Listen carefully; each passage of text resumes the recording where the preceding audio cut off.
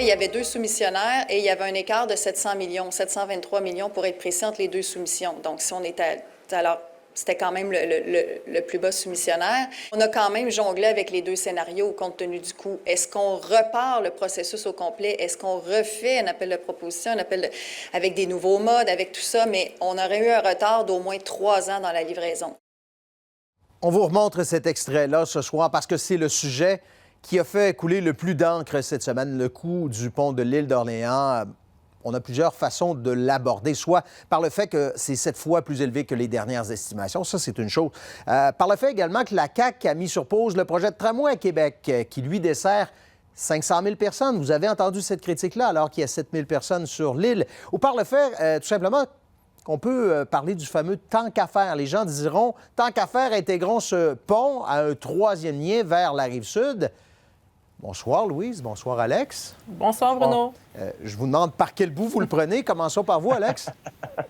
Bien, écoutez, moi, je me pose la question, quel aurait été le scénario gagnant pour le gouvernement dans la présentation de ce pont de l'île? 2,7 milliards, tout le monde s'entend pour dire que c'est beaucoup d'argent. On a tous fait le saut quand on a vu ce montant-là.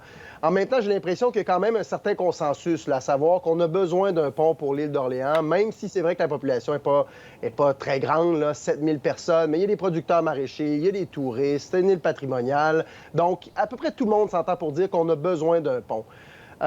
Qu'est-ce qui aurait été un autre scénario possible? Repousser, suspendre ce projet-là avec la possibilité d'avoir un pont de moindre qualité, peut-être pour moins cher, mais de moindre qualité, ou alors un pont pour encore plus cher dans l'avenir. Et là, on ajoute ça à la suspension du projet de tramway, on ajoute ça à la suspension du projet de 3e lien. Il y aurait eu un fort coût à payer. Puis moi, ce que je me pose aussi comme question, c'est qu'est-ce que ça indique sur ce que le gouvernement sait du plan de la Caisse de dépôt? Lorsqu'on entend Gilles Lehouillier parler d'arrimage avec le 3e lien, qu'est-ce que ça dit de ce que le gouvernement sait, d'où s'en va la Caisse de dépôt dans son plan pour le transport dans la capitale nationale? On a l'impression, Bruno, que la CAQ, chaque fois qu'elle annonce quelque chose dans la région de Québec, et c'est supposé être une bonne annonce, il y a toujours un accroc, il y a toujours quelque chose qui est un peu rabat-joie. Dans le cas du pont de l'île d'Orléans, bien, c'est le prix. Il y a quelques semaines, quand on a annoncé la phase 4 de la promenade Samuel de Champlain, bien, c'était l'échéancier qu'on n'avait pas. On a mis le projet, comme disait Alex, de tramway sur pause. Donc, il y avait ce malaise aussi, parce que oui, on se réjouit, l'île d'Orléans a besoin d'un nouveau pont pour des questions de sécurité, mais à ce prix-là, bien oui, ça fait sourciller bien des gens. Et le pont de l'île d'Orléans est devenu tout ce que la CAQ veut éviter de faire dans les prochaines années avec des projets d'infrastructures majeurs, c'est-à-dire avec des coûts exorbitants, mais avec des délais qui sont plus longs que ce qu'on avait espéré. La CAQ a bien tenté de mettre la faute sur les gouvernements précédents parce qu'ils auraient dû y voir, ils auraient dû entamer les procédures pour changer le pont beaucoup plus tôt. Mais en même temps, le projet qu'on nous a présenté cette semaine, c'est le projet entièrement CAQ. C'est leur projet de symbole pour la CAQ. Et là, on comprend sur quelle pente glissante se retrouve le projet de tramway. Qu'est-ce qui va advenir? Qu'est-ce que la Caisse va pouvoir présenter qui sera viable et finançable au mois de juin? On comprend mieux le maire de Québec quand il dit que ce projet-là ne peut pas devenir une excuse, le pont de l'île d'Orléans, pour dire on ne peut plus rien faire avec. On a livré, on a oui. fait ce qu'on voulait faire. Il Ouais. faut parler du budget fédéral. Ça aussi, c'était cette semaine. Les libéraux, est-ce qu'ils ont réussi ce qu'on a appelé l'opération effeuillage? Parce que finalement, tous les observateurs, puis ceux qu'on a interviewés à Téléjournal, nous ont dit finalement, c'est juste 40 milliards, puis là, je le mets en guillemets, parce qu'on s'attendait à tellement plus. Bien, pour moi, ça, c'est la cerise sur le sundae de ce qui s'est passé au cours des dernières semaines pour le gouvernement Trudeau. En sens que, comme vous dites, on avait annoncé à l'automne qu'il y aurait un déficit important de 40 milliards de dollars. Donc là, avec les annonces des dernières semaines, on s'attendait à un déficit de 45, 50, peut-être même 60 milliards de dollars. Donc, tout le monde pousse un peu un soupir de soulagement. Puis ça, c'est une victoire en soi pour le gouvernement Trudeau. Moi, j'ai comme un peu l'impression qu'on s'est offert une campagne électorale à peu de frais, là, entre guillemets. Parce que je ne sais pas pour vous, moi, dans les dernières semaines, je me sentais un peu en campagne électorale. Moi, je parlais avec Pierre Paulus du Parti conservateur qui disait que c'est un budget inflationniste, c'est de la dépense comme on l'attend du gouvernement Trudeau. Mais on s'attendait à une critique comme celle-là. Donc, dans le contexte où ça va pas très bien dans les sondages, Justin Trudeau s'est assumé, puis en quelque sorte, je pense qu'il a un peu gagné son pari, là. Oui, puis on a beaucoup entendu avant le dépôt du budget que le gouvernement fédéral commençait à s'ingérer dans les compétences provinciales. Les villes ont la même réflexion à la suite du budget sur 2 points, notamment sur le premier, c'est en fait que le gouvernement fédéral songe à imposer une taxe sur les terrains vacants.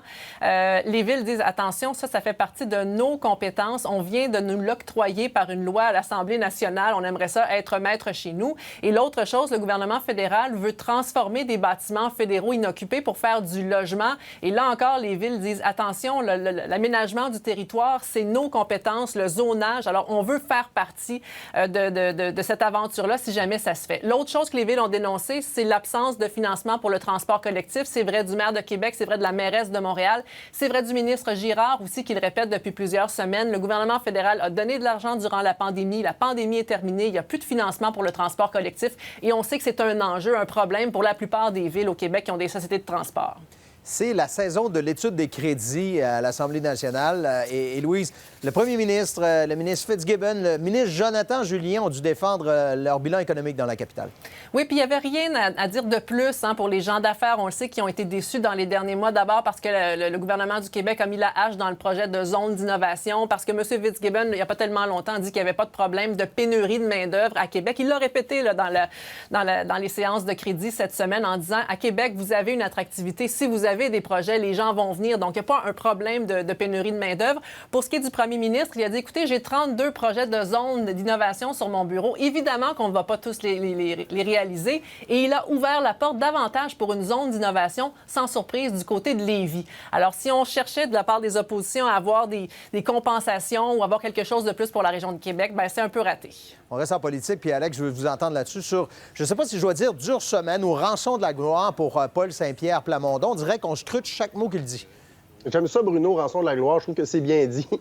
J'ai vraiment l'impression que, pour la première fois, le chef du Parti québécois avait vraiment un vent de face cette semaine. Parce que c'est l'image qu'il a donnée, qu'il l'a un peu portée dans les sondages, il faut dire, qui était mise en mal cette semaine. Dans le sens que on avait toujours cette image d'un leader positif, rassembleur, qui n'est pas dans la polarisation, le ressentiment. Puis là, avec les sorties du dernier jour sur le référendum qui va avoir lieu d'ici 2030, donc d'ici la fin de la décennie, ce qui prend un peu les électeurs pour acquis, sur les machinations du gouvernement fédéral pour éliminer la nation québécoise, comme quoi il pourrait y avoir une participation active du gouvernement Trudeau à l'élimination de la nation québécoise, que tout ça est venu un peu troubler cette image-là que les gens avaient. Là, on a peut-être un leader maintenant qui, là, on voit, qui est capable d'utiliser la peur aussi dans son argumentaire. En tout cas, j'ai hâte de voir ce qui va ressortir de tout ça. Une chose est certaine, c'est que Paul Saint-Pierre Plamondon, quand même, il est resté assez constant dans sa réaction. Ça pourra peut-être l'aider, mais aux électeurs d'en juger, évidemment.